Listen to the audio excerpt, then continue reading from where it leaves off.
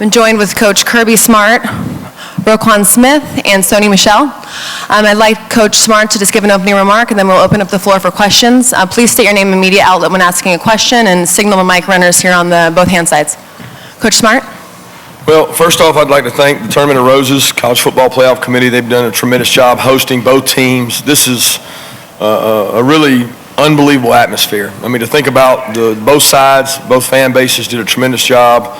I want to give a lot of compliments to Oklahoma. You know, Coach Riley does a great job.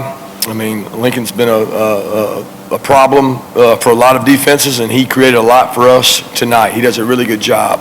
But our kids are so resilient. They never stopped chopping wood. They kept fighting. They believed. There was offensive players affecting defensive players in the locker room at halftime, and they kept fighting. We didn't play the way we were capable of, but the best news is we get a chance to play again. So I'm really proud of the fight, the resiliency, the seniors, and our fan base. Thanks, Coach. We'll start here in the front. Hi, Steve Futterman from CBS News. Congratulations, all three of you. Sony, could I ask you what it was like on that last run? Did it seem like a fast run, a slow run? Could you get to the goal any faster than that? And what was going through your heart and mind when you realized you had won the game? I mean, when the play was called, everybody just looked each other in the eyes, and there was 11 guys just executing the play, and everybody did their job, and it was successful for us. I mean, when I scored a touchdown, I knew it was over. We finally get a chance to, play for something big. Okay, we have a question right there.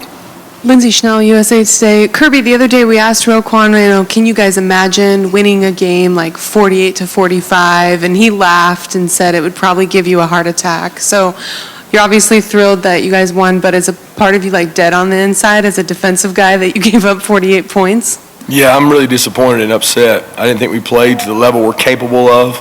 I do think that the players fought, and they are a good offensive football team, but man, we stunk it up and played really bad. I want to give a lot of kudos to the offense for staying behind us and fighting, and the defensive players doing that. But if it was a measure of heart attack, I would be on the Richter scale pretty high.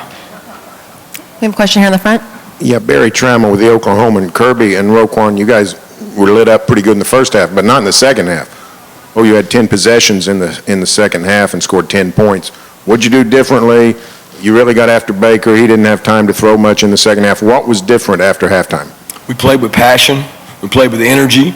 We played with enthusiasm. We ran to the ball better. We tackled a little better, and we played a little more aggressive.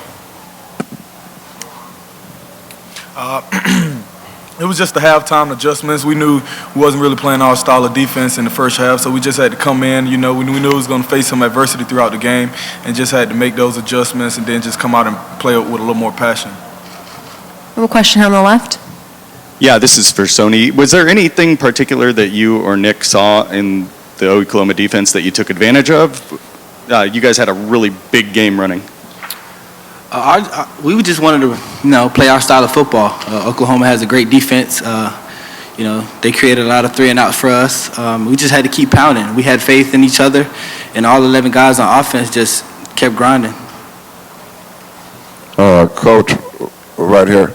It looked like Steve Finley from the Culver City News. It looked like things changed in the third quarter when you kind of went to a 4-3 instead of a 3-4.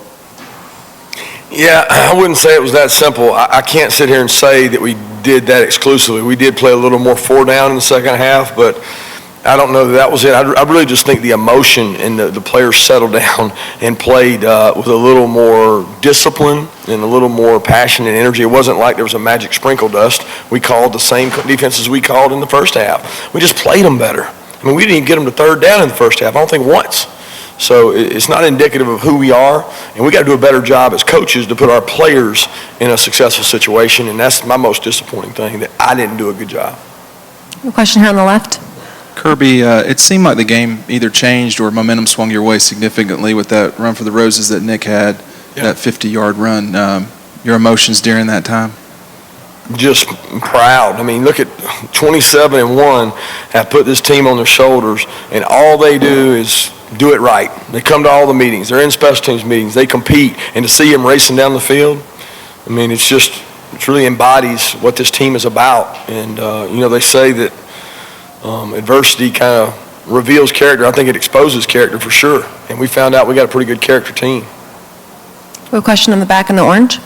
Kevin Figures, Fox Sports Radio. Coach, Jake Fromm has played well for you all season long, but how impressed were you with the way you performed today, especially with all the pressure on, down a couple of scores, never seemed rattled, made some huge plays, scrambling around, making touchdown throws. How impressed were you with that a true freshman can play that well on a stage this big? Well, I think when you got 1 and 27, it certainly makes it a little more doable. And you got 6 and 5 outside. He's got some good people around him. But again, Jake, he continues to grow as a player. He puts us in the right play. He makes good decisions with the ball. He protects the ball. Jake does a lot of good things, and I'm really proud of his growth. You know, and I think the kid's got a bright future. And as long as you have a good run game and our offensive line creates running lanes for 1 and 27, it's hard to play defense against these two guys. I mean, it's tough. We have time for 2 more questions. We have one on the left there. Alex Soderstrom, the Red and Black. Sony, and you had a 38-yard touchdown run. It looked like before the run you said something to Jake, like changing the player. What was it you said to him, and what did you see? It was just clarification of what the play was. You know, he called the play. I was just making sure that was the right play. One of them was on the shot clock. He told him to hurry up. Roquan, at halftime, Kirby said that he thought you guys just needed to settle down, that you were playing a little nervous. Did you feel that you guys were just maybe overly hyped?